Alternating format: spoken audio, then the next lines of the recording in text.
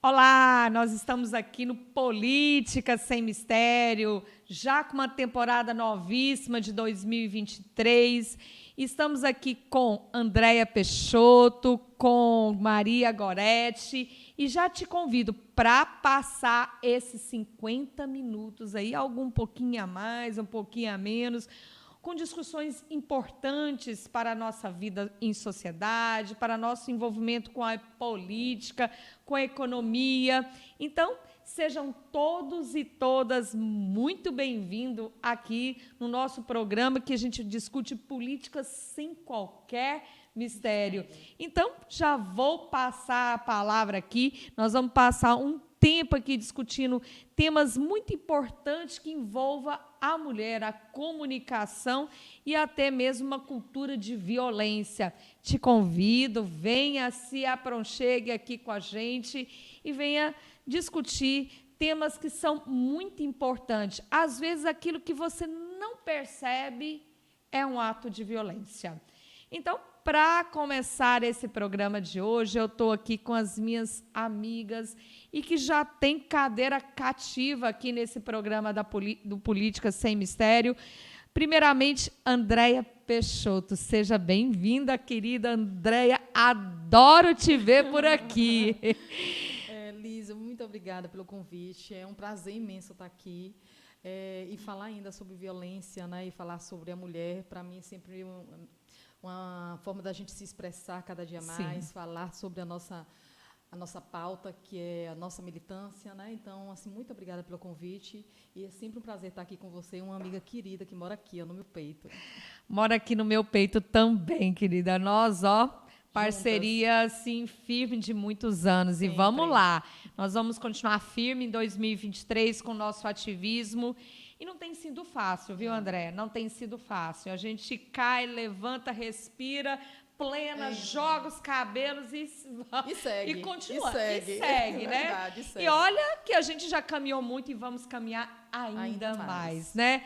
Ao lado dessa luta maravilhosa, também joga os seus cabelos e a gente segue firme. Maria Goretti. Maria Goretti, mais conhecida para nós, íntimos como Gó. Diga aí seu bom dia, como é que está você? Seja sempre bem-vinda aqui. Bom dia a todos e a todas e a todes. Bom dia. É uma satisfação enorme estar mais uma vez aqui. Desejo um 2023 com muitas expectativas boas para todos nós, para a sociedade brasileira, especialmente para as nossas minorias, que são a maioria. E é, mais uma vez, para mim, uma satisfação estar aqui, que possamos produzir, mais uma vez, conteúdo acessível de política sem mistério. O nosso programa é muito pedagógico, né? A gente está aqui justamente porque esse programa foi criado com incentivo a politizar, né, trazer discussões políticas para dentro dos lares, das rodas de conversas, das questões familiares, porque já pensou, hoje ainda tem aquele ambiente que não se discute política em roda de domingo, do almoço de domingo com a família, porque esse tipo de assunto não deve ser discutido. Pelo contrário, a gente quer mostrar, o programa tem esse intuito, o objetivo, a finalidade de tirar essa aversão da política e como ela é importante para a nossa vida, porque ela decide tudo, né? Com certeza. Então, para a gente discutir aqui o tema hoje, meninas, a gente tem o nome do programa Política Sem Mistério. E eu acabei de dizer agora, nesse instante, que política está em todos os nossos atos, em todas as nossas vivências, em todas as nossas relações. Diante disso, a gente vem, né, falando de uma política, não é propriamente hoje numa perspectiva, sobretudo, um ponto de vista da política criminal, né, mas de uma perspectiva das relações, da nossa percepção enquanto mulher. Será que a gente percebe quando somos violentadas com palavras, com gestos, com atitudes, né? Vou dar um exemplo. Essa semana eu escutei uma seguinte frase, né? Me envolvi numa situação de discussão política e eu me senti ofendida nessa discussão política. Normal. Olha a palavra, a gente fala, todo mundo fala, normal O que é normal? A mulher ser violentada já é naturalizada? E aí vem um comentário masculino em cima dessa discussão. Na política, a gente tem que engolir sapos. Esse foi o comentário. Já né? ouvi muito isso. Na política temos que engolir sapos. Eu falei, opa, cara pálida, não temos que engolir sapos. Nós vivemos engolindo sapos e estamos na política para deixar de engolir sapos. Isso mesmo. Né? Isso mesmo. Bom, mas vamos lá. A gente presenciou, é um programa que tem uma grande projeção nacional, mundial. Alguns países eu fiquei sabendo que não quis emplacar diversas edições, porque trata-se de um laboratório humano, né? Onde as pessoas são submetidas a momentos de estresse aguda por conta das relações em que elas vão vivenciando dia após dia no confinamento, que é o Big Brother. Sim. Né? E nos primeiros dias ali daquele confinamento de jovens, né, ali, a gente presenciou uma discussão que eu não quero utilizar essa palavra normal ou natural. Eu vou dizer que é habitual presenciarmos, porque eu não quero usar a palavra normal para não naturalizar, que foi o discurso violento, que alguns denominam, né, como relação tóxica entre os participantes ali, Gabriel e Bruna. Né? Eu vou ler aqui só para a gente inteirar, quem não assiste o Big Brother, mas para inteirar aqui do nosso assunto. No último domingo, dia 22, o apresentador Tadeu Schmidt fez um alerta aos brothers, como o próprio disse, e destacou uma conversa entre ambos no confinamento. Olha esse diálogo, Bruna falando, eu sou o homem da relação. Gabriel falando, mas já você vai tomar umas cotoveladas na boca. Gabriel, em uma relação afetiva, certas coisas não podem ser ditas nem de brincadeira. Esse é o recado que eu queria deixar, avisou o apresentador ali, o Schmidt, né? E aí depois o caso ganhou repercussões assim a nível nacional, como várias postagens aí por famosos nas redes sociais, né? Andréia, nós estamos junto com violência doméstica há muito tempo. Né? Eu falo que nós vivemos de fases. A fase da implantação da Maria da Penha, achando que o diploma legislativo, que realmente foi pioneiro e prioritário e necessário no Brasil, ia coibir a violência doméstica com a carceragem daquele homem. Agora, nós já estamos passando por uma segunda ou terceira etapa, que a coisa é muito mais complexa, ela é estrutural, ela está na nossa metalinguagem. Eu quero colocar a seguinte questão aqui para a gente debater. A personagem ali, a Bruna, né, não é uma personagem, ela está vivendo ali o Big Brother, deu para perceber que ela se sentia incomodada, mas ela não reagiu à violência. E tem muitos casos que a mulher nem sequer percebe a violência. Os outros colegas ali da casa dizem, olha, a relação desses dois é tóxica. A gente está demorando para perceber ainda que somos violentadas?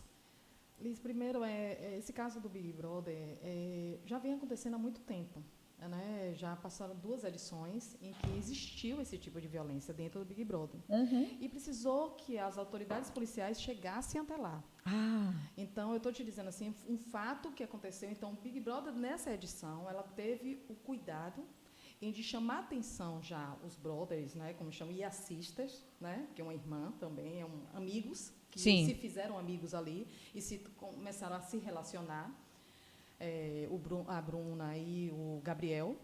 E, a partir daí, então, se fala na mídia, inclusive, de que o Big Brother precisou tomar uma atitude emergencial naquele momento para que aquilo ali não se agravasse e que voltasse a continuar essa edição, com também polícia indo até o Big Brother, porque se estampava a violência, o relacionamento tóxico, aquela situação ali que se apresentava em rede nacional. E quando se apresenta em rede nacional, a comoção pública, a sociedade toda vai, né, e pede para que se faça alguma coisa. Porque muitas vezes é como você disse, a mulher ela está no relacionamento ou ela percebe e deixa que aquela situação continue. Perdure. E continue, e até por um sentimento que se criou ali dentro, a carência, né, a falta de estar com uma pessoa próxima, aí ela se apega àquela primeira pessoa que ela se sentiu segura, né, de certa forma ela se sentiu segura, e muitas vezes ela não percebe.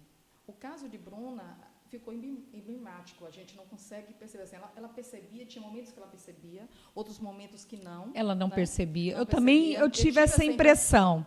E isso, para mim, me incomodava. Então, assim, às também vezes dava vontade da gente falar assim, menina, acorda, está acontecendo isso. E ela não conseguia perceber, nem alguns, porque ela tinha momentos que ela pedia desculpas a ele, porque ele fazia, né, com que ela pedisse desculpas. Isso, além de não perceber, Andréia, a vítima, às vezes, pede desculpa e se culpa, Lisa, daquela violência. Gó, é possível identificar uma comunicação violenta? É possível. Vejamos que nós estamos tratando aqui de um público que não é um público qualquer, né? A Sim. Bruna Grifal, ela é uma atriz, ela é uma personalidade da mídia, uma influenciadora, inclusive, uma influenciadora que eu fiquei perplexa com essa situação dela. Aí eu fui ver, achava até que ela tivesse mais idade, mas ela tem apenas 23 anos. E ela, para mim, ela não percebeu, especialmente pelo próprio discurso dela, de eu sou o mais homem, eu sou o homem da relação. O próprio discurso dela traz aquilo que é enraizado na nossa sociedade, do machismo, do patriarcado, de que o homem é o cabeça, de que o homem é que está à frente. Então, ela não só não percebeu que ela estava vivendo um relacionamento tóxico, porque a agressão violenta contra a mulher ela começa pelo emocional, pelo psicológico, pelas palavras, né, que a gente sutis, que a gente muitas vezes não consegue perceber. E aí, quando você me pergunta, a mulher ela é difícil de perceber, para aquele público, talvez não seja difícil. Ou para ela, eu não sei em que mundo ela vive. Mas, para mim, talvez ela tenha dificuldade de perceber por ela conviver com pessoas que a respeitam como mulher. E, nesse momento, ela está dentro de uma bolha. Mas a minha preocupação maior é as mulheres comuns, as mulheres que não têm o acesso que ela tem, as mulheres que não convivem com o público que ela convive e que passa por isso todos os dias, todos os momentos, ouvindo que tem que calar a boca, que tem que esperar o homem parar de falar primeiro para depois ela falar. Entende? Perfeito. Gó, é uma violência sutil e invisível, né? É utilizada para manipular, subjugar, para oprimir, isso, né? fazer a mulher se sentir para culpada. punir, né? Para coagir. E, muitas vezes, ela demora anos por anos de entender esta manipulação dessa comunicação violenta. Agora, Liz, tem um detalhe importante que, muitas vezes, a pessoa que está dentro da situação, e o homem, principalmente, ele quer usar da mulher para alcançar algum objetivo. Sim. E nesse caso do Big Brother, ali estava claro que ele precisava de alguém, de um esteio, de uma pessoa próxima que ele pudesse manipular, que ele pudesse trazer para o jogo, né? Então, exato. Isso ele usava, perfeito. Ele usou a mulher com essa intenção e isso ficou muito claro. E talvez ela tenha percebido, sim. Talvez não, talvez sim. Então, a gente não tem como julgar, a gente não sabe o que estava acontecendo. A gente só percebeu mesmo que ela caiu em si, foi quando o Tadeu tomou aquela iniciativa de parar com aquela situação. Né? Até porque estava muito constrangedor, tanto assistir. Emissora, né? Tanto para a emissora, como também para os brothers e sisters, Sim, né?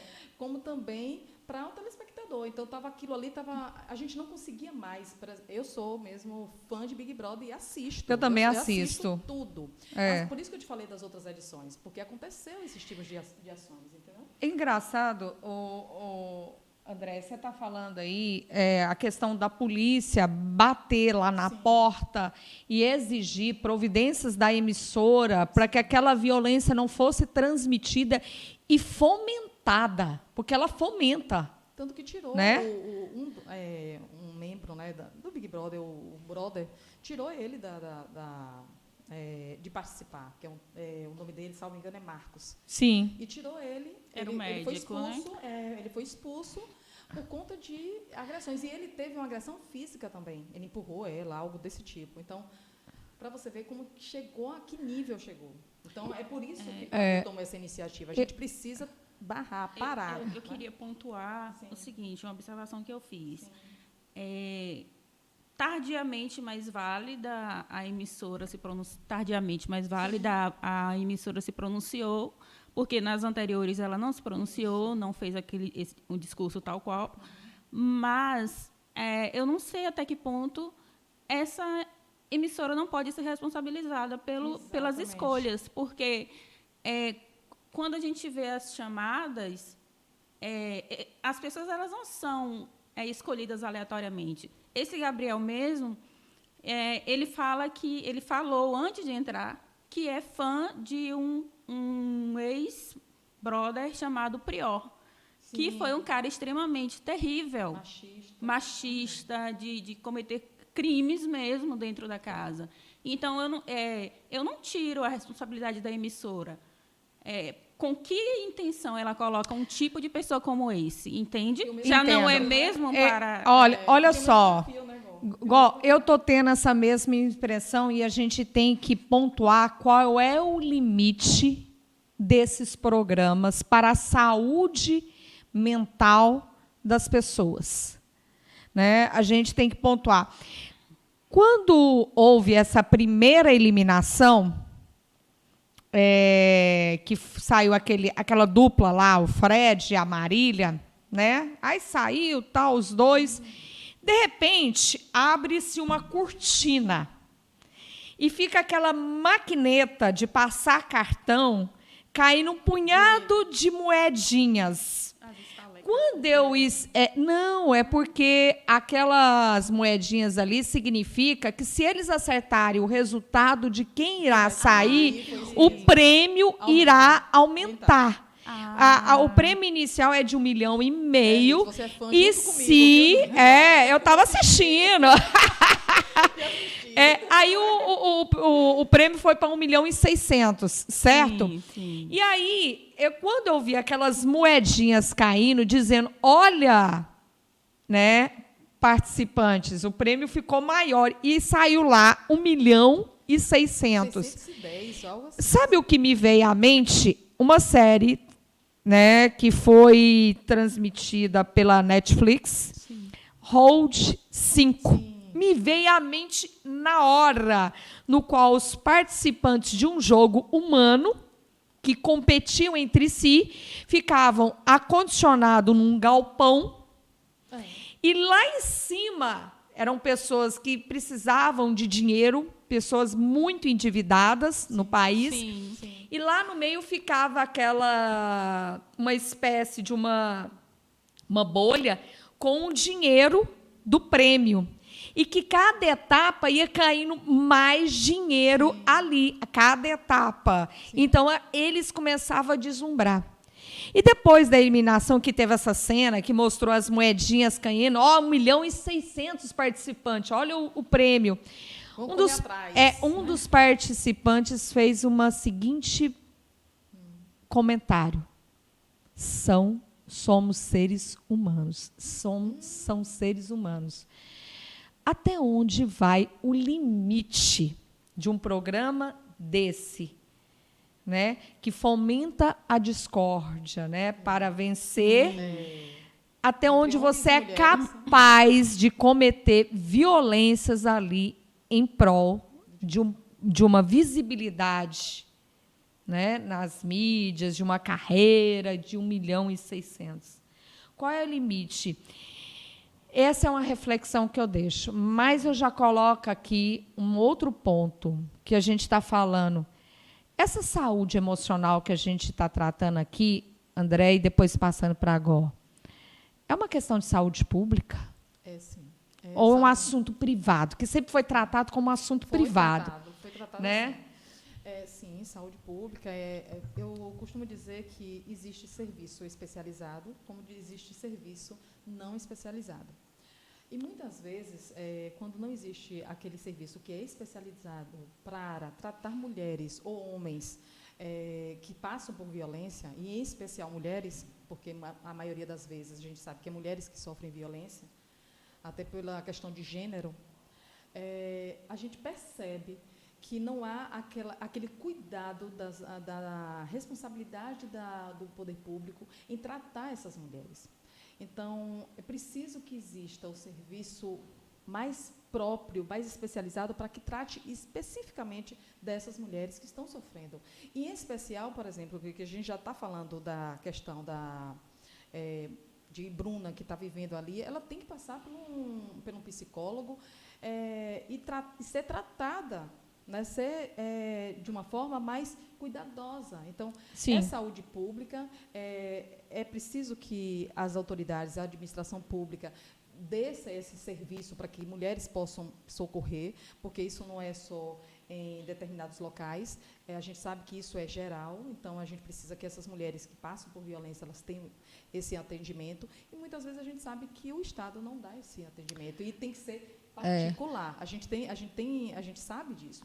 E se a mulher não tem o dinheiro para pagar um psicólogo, como é que faz?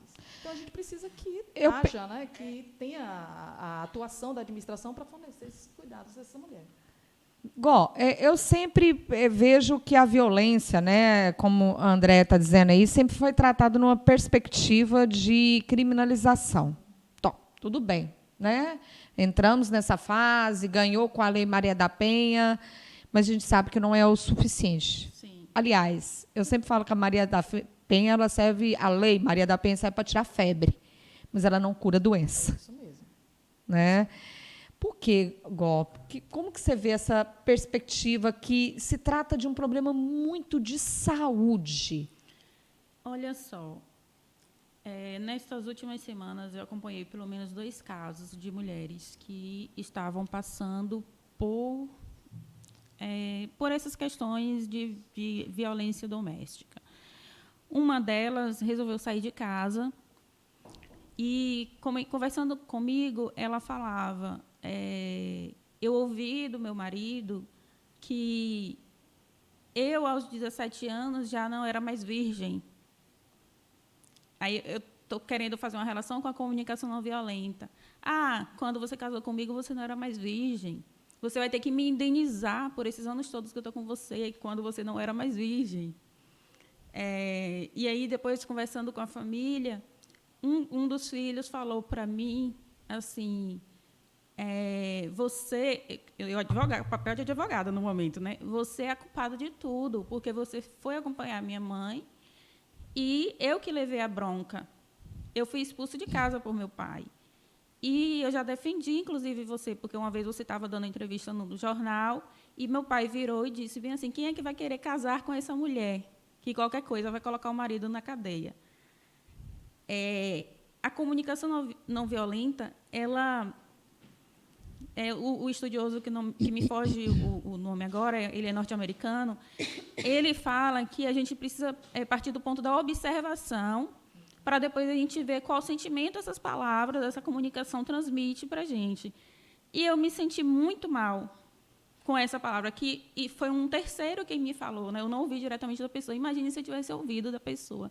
Então, essa vítima que eu acompanhei, ela precisa imediatamente de atenção básica, de atenção básica de saúde mental, e nós não temos.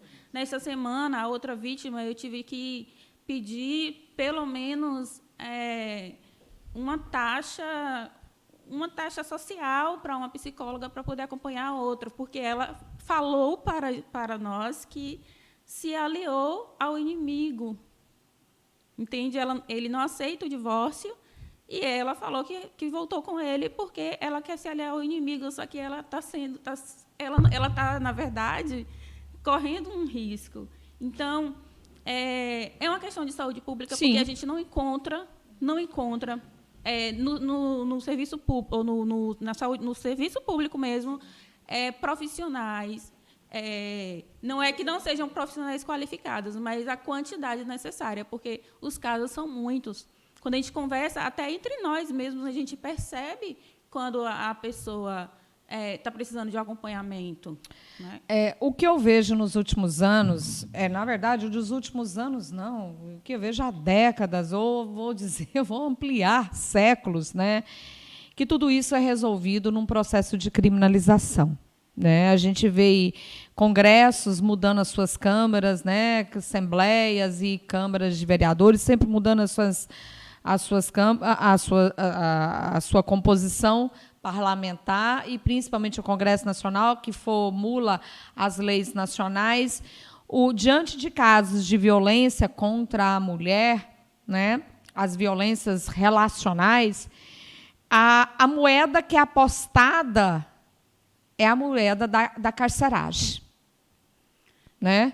Essa é a moeda que é depositada. Né? Sempre a moeda da carceragem. E eu, às vezes, como eu sou uma abolicionista penal, né, vou dar aula de direito penal, os alunos ainda têm dificuldade. E eu falei, pô, professora, a senhora é delegada, ainda está falando de descriminalizar determinados crimes, né? E não é bem descriminalizar, também seria descriminalizar determinados crimes, mas a política, né, nós estamos aqui num programa de política, as políticas serem direcionadas para o tratamento correto, o protocolo correto. Né? A gente está falando, hoje é mais fácil, e porque vende mais, e porque dá mais voto, falar, surfar em construções de presídio do que ampliar os atendimentos psicológicos, né? E ampliar essa discussão dos papéis de gêneros nas escolas. Sim. Exatamente. O que você acha, Andréa? Se me permite, antes Sim. de Andréa, só para eu não fugir do raciocínio aqui, a sua fala me trouxe à mente, traz a lume justamente a questão da saúde e da educação. São dois parâmetros que a sociedade brasileira é renegada. Qualquer coisa serve. Por que saúde e educação? A educação, porque permeia tudo. A gente precisa de educação que trate de direitos desde o ensino básico, que trate de questões de gênero desde o ensino básico, e a gente está aí com uma sociedade que sempre foi conservadora, mas querendo homeschooling, criticando a escola, criticando não, querendo aderir à escola sem partido, não quer discutir política.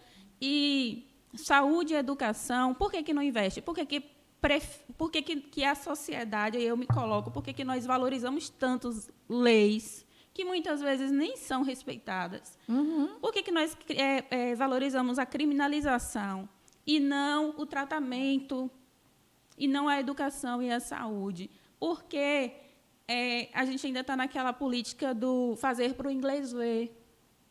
Por quê? Porque saúde e educação é mercado. Saúde e educação vende. Então, quem pode tem acesso à saúde mental. É isso quem não mesmo. Pode, não. Os principais direitos sociais não estão sendo feitos de forma universal. Exatamente. E boa parte dele está sendo financiarizado, né? E a população, como se diz, nós somos a maioria, mas somos minorias nos espaços de poder, tem esses serviços a conta gotas. Um pouquinho de educação, um pouquinho de saúde. Se você me permite, Desculpe ter me interrompido, viu? Um detalhe importante é que a gente precisa ir na raiz, né, na raiz do problema. Sim. A mulher precisa integralmente dessa acesso à saúde mental, né, essa questão de psicólogos, psiquiatras até, Sim. Né, para que ela possa conviver, né, tentar abstrair, seria essa palavra, abstrair o sentimento de impotência, a forma como ela foi tratada, enfim. Mas a gente precisa também tratar o homem. Principalmente, é a raiz. Principalmente. Então, quando eu tive né? uma fala, Liz, que me falaram assim, ó, mas você falar do homem, mas você falar que ele precisa ser tratado, você que é feminista, gente, é por isso mesmo. É por isso mesmo, a gente precisa tratar a raiz. Tem gente que fala para mim assim, não existe justiça restaurativa para restaurar o homem. Por que não existe? Voltando até aqueles personagens ali da casa, a impressão dos diálogos que eu vi daquele rapaz, o Gabriel, que ele não percebe, ele mesmo não percebe a violência. Exatamente. E o que você está dizendo, Andréia, a questão dos papéis de gênero, né? Ser estudado, ser educado nas bases escolares, né? Nos ambientes familiares, né? Nas questões das igrejas, nas questões das comunidades, na sociedade, né? Que ele seja tratado no papel de gênero. Que eu percebi, e também isso não é normal, é habitual, né? Quando eu vou fazer interrogatórios de homens que praticam violência, eu vou fazendo as perguntas ali. Por que você desferiu isso? Por que você bateu? Por que você agrediu? Aí termina o interrogatório, ele confere ali a leitura dele, ele faz a seguinte pergunta: mas eu estou sendo preso por quê mesmo? É brincadeira isso. Ele Você não percebe como sabe por quê. Que hora que a senhora vai me liberar? Porque eu tenho que dormir cedo. Porque a maioria dessas prisões acontece num dia de domingo, né? Porque amanhã é segunda-feira e eu não posso perder meu emprego, doutora. Eu tenho que chegar amanhã às 8 horas, meu patrão está me esperando. Percebe Mas aí, por né? que eu estou sendo... Eu vou dizer, aí eu digo, o senhor está sendo preso pelo artigo 129, parágrafo 9º, né, combinado com a Lei Maria da Penha, mas eu estou sendo preso por isso? Já escutei muito isso. Por isso? Por esse tapa, por esse empurrão? Ah, mas não tem lei mesmo nesse país. Isso é um absurdo. Então, essa percepção da violência, né, ela perpassa, né, eu vou jogar aqui igual, por os nossos discursos.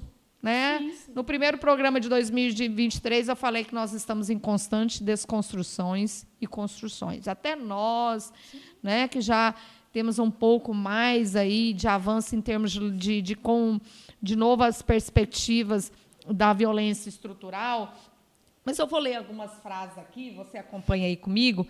Formatos de comunicação violenta. Você é egoísta demais. Eu queria que você fosse menos preguiçoso. Seu primo é tão trabalhador, queria que você fosse como ele. Muito comum na delegacia a gente ver isso, negar a responsabilidade, principalmente em casos de violência doméstica. Você disse uma frase hoje, Andréia, eu não gosto de ficar bravo e te tratar assim, mas você me provoca e acaba acontecendo. É praxe, é habitual negar a responsabilidade, a gente falou sobre isso, imputar a mulher? Sim, a revitimização. A revitimização. E acontece comumente nas delegacias. Né? Você está aqui de novo. Exato. Com a fala com a vítima. Você está aqui de novo. Não largou esse Você traste? não largou esse... Exatamente. Ah, já é a terceira vez, quarta que você está aqui. Por que você está aqui de novo? Mesmo. Entendeu? Ainda tem essa fala. Já ouvi. Eu não gostaria que você saísse com essa roupa. Ah, eu não gosto dos seus amigos. É revitimização. A vítima, ela tem que é aquela questão, né, que a minha cliente passou, se aliar ao inimigo. E ao se aliar ao inimigo, ela se revitimiza. Ela se revitimiza, não, ela é revitimizada. E a sociedade está fazendo isso a todo tempo. Observe que o cenário aqui é o Big Brother. Não tem ninguém desconhecido ali, apesar de ser separado, né? Pipoca e camarote, não é isso? Mas, para você perceber o quanto é sutil e o quanto que isso precisa ser discutido, certo? Então, a gente... É uma luta árdua. às vezes cansativa, às vezes a gente... Cansativa. Poxa, parece que não vai chegando chegar a gelo, né? lugar nenhum, mas é preciso observar a fala e observar que sentimento aquilo transmite. Porque você pode falar determinadas coisas de outra forma, sem ofender. Me permita só fazer um parênteses aqui. Até dentro de casa, por exemplo, eu digo por mim. Logo quando criança, meu filho é um menino, né? Felipe, e ele sempre foi educado a fazer as coisas dentro de casa. Tarefas. Não, as tarefas. Por que não lavar um prato? Por que não varrer uma casa? Ele sempre foi educado dessa forma. Por quê? Porque a gente quer também reproduzir e tentar mostrar para ele que direitos iguais, nós precisamos estar fazendo juntos. Mesmas tarefas de casa que eu faço, ele também tem que fazer. O meu esposo também. Meu esposo que cozinha. Né? Lá em casa, você sabe, Liz também. O meu também cozinha. Eu não sei cozinhar, mas ele cozinha. Qual é o problema nisso? Nenhum? Nenhum problema. Eu Então, falo, ainda julga. eu falo que é mais do que obrigação. É Ele porque, convive assim, ali dentro, então vamos Pois repartir as tarefas. Pois é, nós convivemos juntos. Se nós convivemos juntos, o ambiente é comum, então todos ali têm responsabilidades. Exatamente. Não sou eu que tenho que lavar o banheiro todos os dias só, não sou eu que tenho que arrumar a casa só. Você também mora nessa casa, você também tem que varrer essa casa. Isso tem que ser ampliado, isso precisa ser publicizado. A gente precisa passar esse tipo de educação para nossas crianças, que são uma geração que vai resolver esse problema, né? Tem que ter esse papel. Exatamente. Esse homem tem até vergonha, muitas vezes, de falar em rodas que ele lava o banheiro da casa, que ele passa a roupa e faz a comida, faz os serviços domésticos, Não tem essa vergonha, com viu? medo de sofrer preconceitos, né? Machismo. Do machismo. A tal da masculinidade tóxica, que ainda vamos tratar aqui nesse episódio de hoje, né? Eu estou vendo vocês falarem aí, eu vou jogar outra frase aqui, né, que é muito comum. Nessa habitualidade dos discursos, né, em tentar manter a mulher num sistema de subalternidade eterna. Né?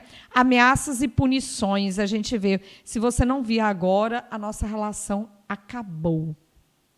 Né? Imagine você, quer dizer, assim, é uma ameaça, porque ela tem um sentimento por ele. Muitas vezes, ela se sente ali e fala assim, meu Deus, eu tenho que fazer o que ele quer, porque se eu não fizer, ele vai acabar a relação comigo. Então, ela tem aquela questão da impotência, Da dependência. A dependência.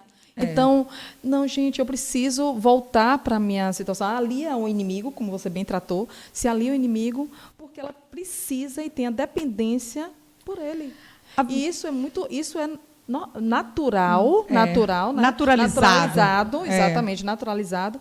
E a maioria, nós tivemos um caso, se me permita, que fomos à delegacia, acho que foi até você, acredito que foi você que estava no plantão, de uma colega vivendo e ela achando aquilo ali muito natural, normal. Não, mas ele é assim, mas eu não quero que ele prenda ele, não.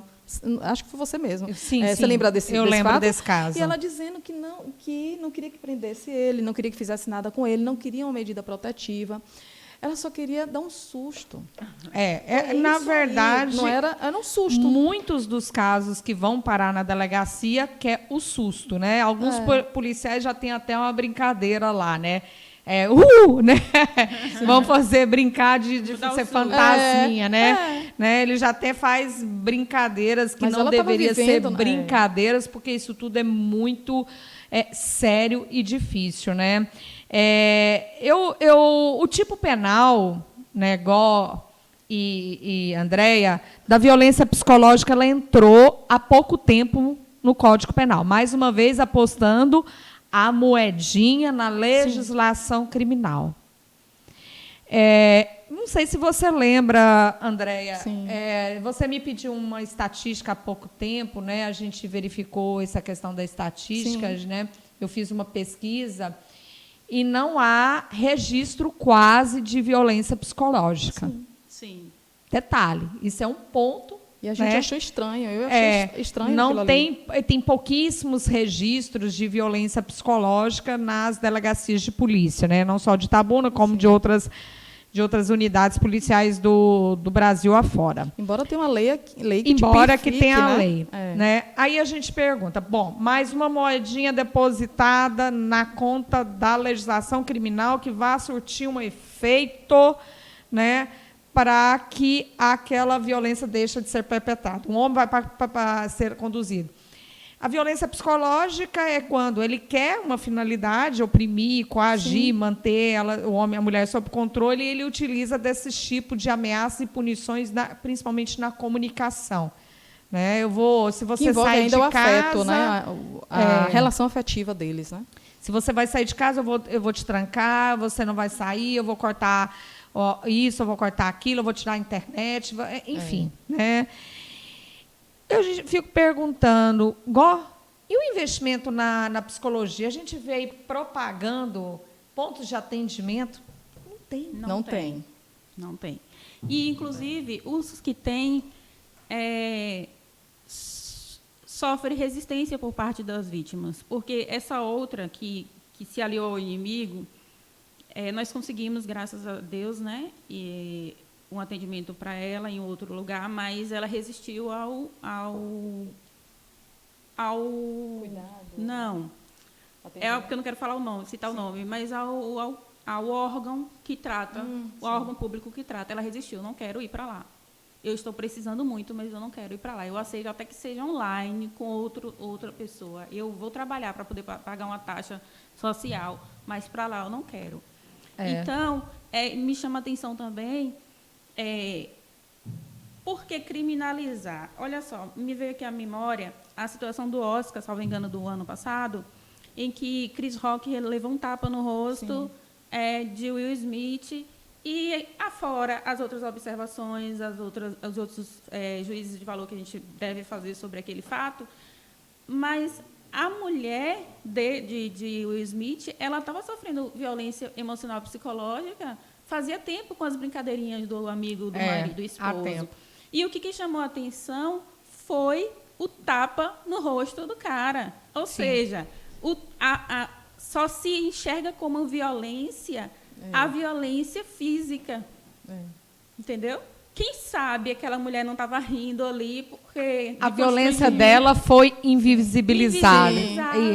Entendeu? Ninguém fala da violência que ela sofreu. Isso. Ninguém fala. Depois que a gente foi saber que ela tinha um problema, porque ela estava careca por causa daquilo, independentemente se ela tivesse careca porque ela quis cortar o cabelo dela, ela não merecia passar por aquilo. Sim. Mas o que foi globalmente discutido foi o tapa que o Chris Rock recebeu no rosto. A invisibilização da vítima. Né? A vítima, quem conhece, estuda o sistema penal, sabe que a vítima, e principalmente quando se trata de vítima mulher, não tem protagonismo dentro do processo penal. Ela é quase instrumentalizada, né, para dizer que o crime existe e que o Estado está punindo. Somente a isso, né? Mas o cuidado com a vítima não existe. E falando em vítima, vamos dar a nossa pauta. E a segunda pauta também se trata de violência de gênero, né? Que é o caso do Daniel Alves. Vou fazer a leitura aqui de algumas chamadas, né, nas principais mídias aqui do Brasil. A cultura do estupro. Foi a chamada que foi colocada. A cultura do estupro, né? Permanece porque homens têm pacto de se proteger. Para só situar os nossos telespectadores, ouvintes aqui, quem acompanha o Política Sem Mistério, foi a prisão do jogador Daniel Alves na última sexta-feira, dia 20, pela denúncia de estupro, e levantou sobre a reincidência de casos de agressão sexual cometida, não normalizada, mas habitualmente por jogadores de futebol, porque a gente vê essa reincidência desse mundo masculinizado do futebol, né, ter essa reincidência de casos de estupro. O atleta brasileiro teve a prisão preventiva decretada com material probatório, e isso que eu quero discutir com vocês, desse material probatório, decretada pela Justiça Catalã, por causa de um processo que acusa de ter atacado uma jovem no banheiro da boate.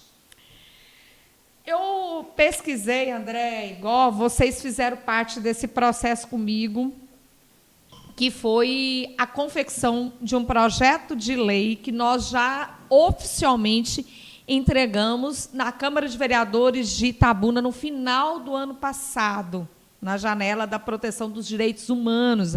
Aqui a gente faz diversas mobilizações e uma das nossas mobilizações foi a entrega de um projeto de lei que era um símbolo, um selo, que aquele estabelecimento comercial, boate, hotel, é protetor da mulher, né? Que se a mulher estiver sofrendo uma agressão ali naquele momento, aquele estabelecimento tem um protocolo de atendimento para a mulher. Por que eu estou fazendo um link com o caso Daniel? Porque foi justamente o fato dessa boate ter esse protocolo, que já é lei lá, e muitas casas noturnas, hotéis já estão aderindo. A menina sofreu a violência, aquele ambiente ali, aquela boate já é obrigatório, os funcionários têm preparo para atendimento, aquele funcionário foi chamado, a menina foi separada e eles atenderam conforme o protocolo de violência sexual, que é chamar a ambulância, independente se ela vai denunciar ou não. E aqui no Brasil nós temos a lei do minuto seguinte. Muito mal utilizada, sem eficácia nenhuma. Então, o Daniel foi preso por conta deste protocolo. E aí a gente chama a atenção da Câmara de Vereadores que coloque em votação e olha a diferença que isso fez na vida dela. Porque foram os minutos. A advogada deu entrevista da jovem espanhola e ela disse que, em virtude daquele material, o sêmen que foi coletado na roupa, né, do atendimento, do laudo médico, dos minutos depois que essa moça foi atendida, foi fundamental para decretar a prisão preventiva. Vocês que são autoras desse projeto de lei, eu queria saber a opinião de vocês da tamanha importância disso para a violência, dessa cultura da masculinidade tóxica. Andréia. Primeiro é pedir, né, aos vereadores que coloquem isso em pauta, que é importantíssimo. A gente sabe da necessidade que tem, a gente está vendo casos aí de violência que acontece dentro do interior de boates, restaurantes. A gente precisa que isso seja colocado em pauta e que seja aprovada. Então, isso é um apelo já que a gente faz. Né? E, segundo, falar da importância. A gente vê a necessidade por conta de vários relatos de mulheres que passam por a gente, dizem o que acontece, e que, se fossem feitos os protocolos daquela situação imediata, a coisa seria diferente. A gente não fala só apenas da carceragem, mas a gente fala de inibir que outros atos aconteçam. Né? Então, a gente não pode permitir que mulheres vá ter o seu momento de descontração, de sair, de viver, de ir para a balada, como chamam, né, para a balada, e ainda serem violentadas, e ainda serem perseguidas. E porque, muitas vezes, você está indo para lá para ter se tiver um relacionamento ali, começar a namorar com uma pessoa dentro daquele local, você não pode ser obrigada a fazer sexo com quem quer que seja. Não é não, e acabou. Então, eu não sei se vocês viram. Olha a situação. Ele disse em depoimento que mais ou menos assim, me permita, disse não para. Ou então, não para. Você ouviu isso? Quer dizer, teve o não com vírgula para, não para. Ele disse que ele entendeu que era para ele não parar. Que era uma questão de vírgula. Imagine, uma questão da vírgula. Imagine como é que ele criou, não sei se foi ele. A violência foi falta de uma vírgula. É brincadeira isso. Eu achei aquilo ali tão absurdo. Eu falei, como é que é? Eu não tô conseguindo entender. Porque, para a gente que trabalha com isso, né, e a gente que trabalha, que vive isso, com mulheres que nos procuram, né, e que a gente dá assistência, né, a gente vê estampado que ele a cultura do estupro, que eu não gosto nem de chamar de cultura do estupro, né? Eu não gosto de botar esse nome cultura, mas assim, que o estupro em si se caracteriza pelo fato dele que ele quer manter a relação a qualquer custo. E ela quis. Para eles, ela quis também. Ela tem que querer. Ela tem que querer. Ela estava namorando comigo e a gente não vai ficar só no namorinho. A gente vai, muitas vezes, eu já ouvi isso, a gente vai ficar só no namorinho. Ela já não é mais virgem, é assim que a gente escuta. Ela não é mais virgem. Uma relação, qual é o problema? Ela tem que querer. Quer dizer, tem que querer, né? Por que isso tem que querer? Entendeu? O que eu quero reforçar essa provocação à nossa Câmara de Vereadores de Itabuna. Primeiro, porque nós só temos uma mulher lá. E não é fácil. E não deve ser fácil para ela. Segundo, porque esse projeto é de extrema importância. Então, legislativo itabunense, dê atenção a esse projeto. Né? Talvez não dê a mídia que vocês queiram, mas nós precisamos desse projeto. Segundo, o que eu quero dizer é que, se a cultura do estupro é uma realidade tão frequente para pessoas comuns, imagine para um jogador multimilionário que acha que tem o poder nas mãos, que as mulheres são objetos e que tem que dizer sim para eles o tempo todo. A objetificação do corpo da mulher. Do corpo da mulher, você entende? Você está numa balada, você escolhe, é você ali e vai. Eu quero você. E eu quero você e você tem que ir, você não pode dizer não. Então, e essa cultura também vem de todo esse contexto que nós vivemos até 2022, de conservadorismo, de polarização política, de comparações. Gente, foram inúmeras as comparações entre duas mulheres que deveriam ser respeitadas, que foi a ex-primeira-dama Michele e a atual primeira-dama Janja.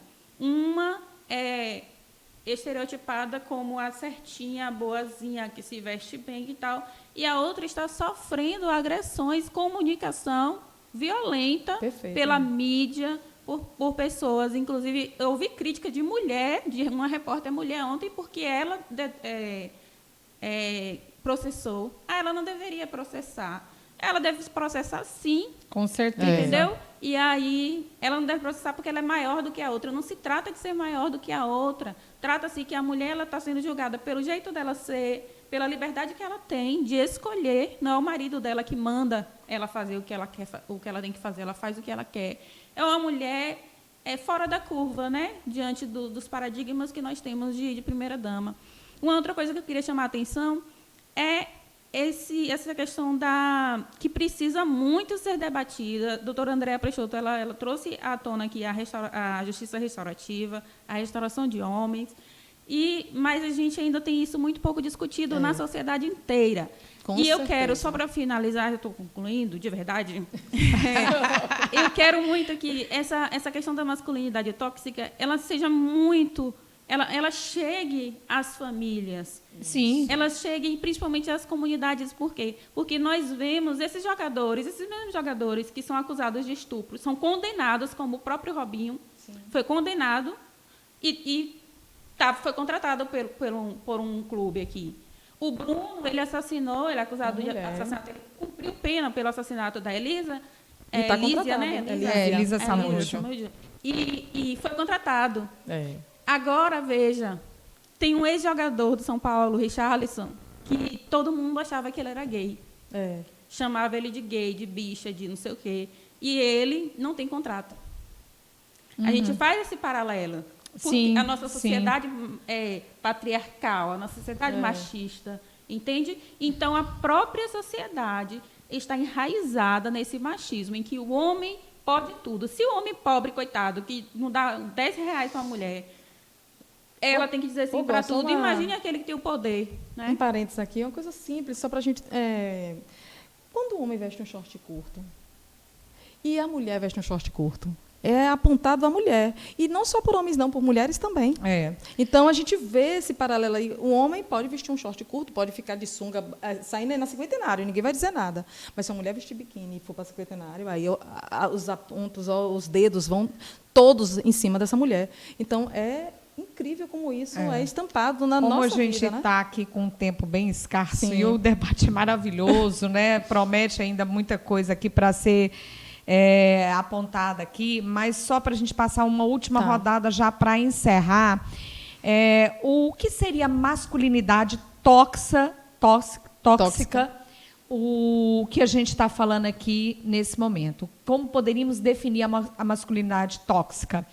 Ela seria aquele status padrão, né, que a agressividade, a violência, né, essa o macho, né, definida como violência, como a violência é o status, é a agressão. E isso é muito fomentado e particularizado aí dentro dos grupos de jogadores de futebol. Sim. E que quem pega mais mulheres. O sexo e a brutalidade é definido como padrão para esse tipo de homem. Né? Eles têm direito ao sexo de forma muito mais agressiva, a brutalidade. Tem que querer, a mulher tem que querer. A mulher tem que entender. E a emoção, né?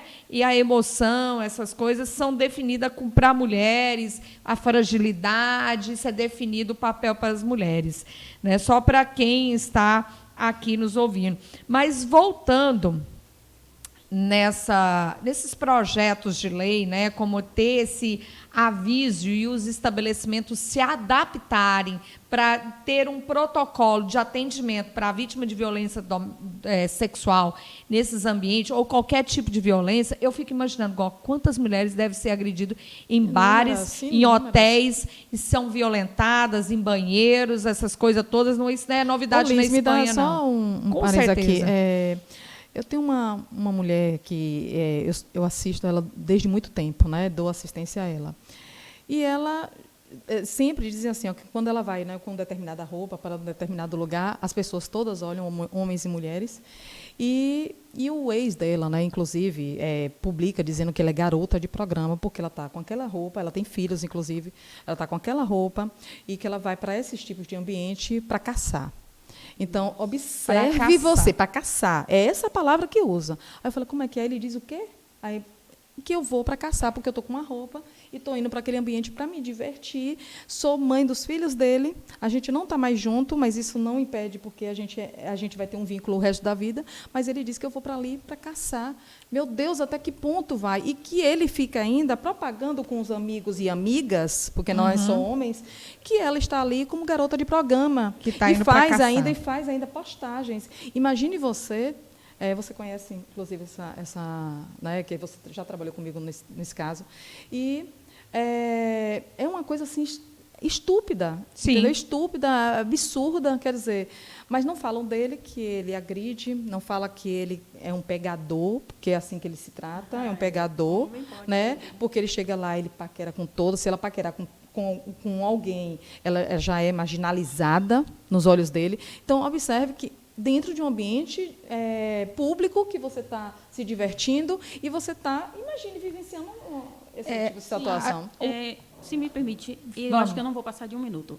Só a provocação do projeto que nós enviamos para a Câmara. Eu quero muito. Inclusive, a única vereadora, ela corre um sério risco.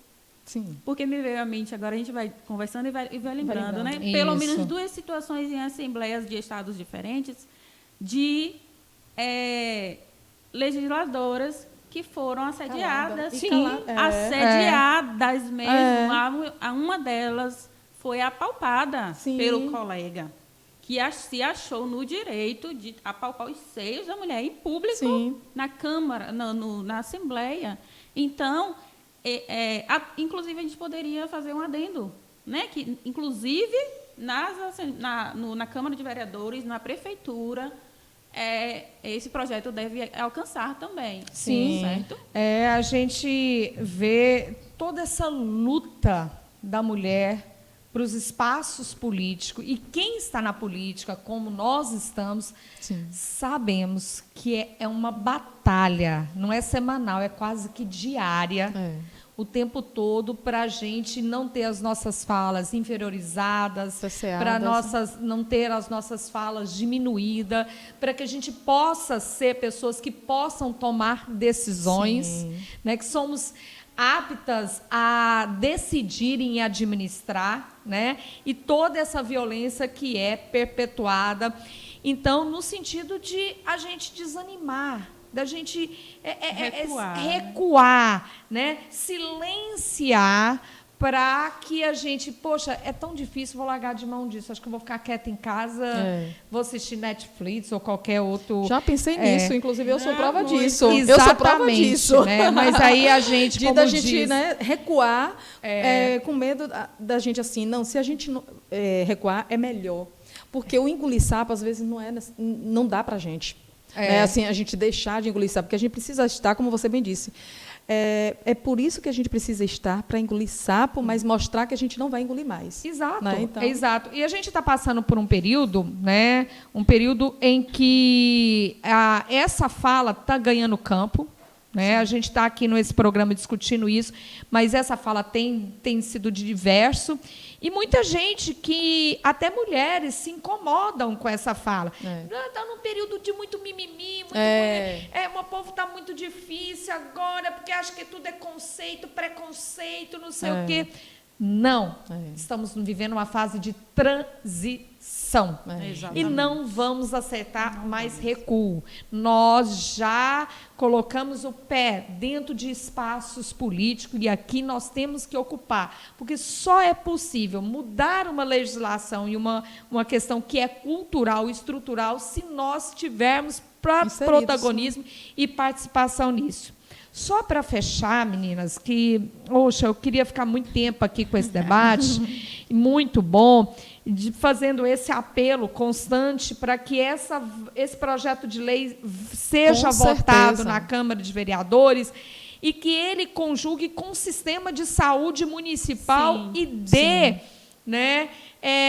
eficácia à legislação da lei do minuto seguinte, que é um atendimento prioritário. Mulher vítima de abuso sexual não fica em fila. Ela tem que ser imediatamente atendida, feito o diagnóstico e tratamento das lesões físicas do aparelho genital e das demais áreas afetadas.